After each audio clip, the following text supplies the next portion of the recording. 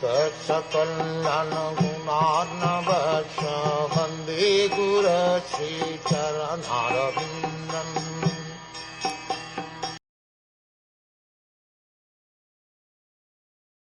Anyone who has accepted Daksha as the most important personality and neglected Lord Shiva because of envy is less intelligent and, because of visualizing in duality, will be bereft of transcendental knowledge.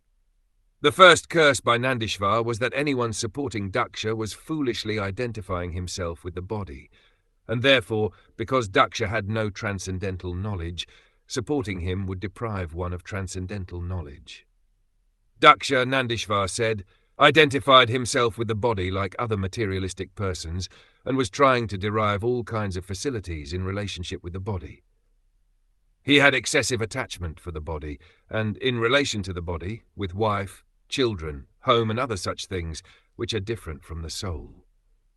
Therefore Nandishvara's curse was that anyone who supported Daksha would be bereft of transcendental knowledge of the soul, and thus also be deprived of knowledge of the Supreme Personality of Godhead.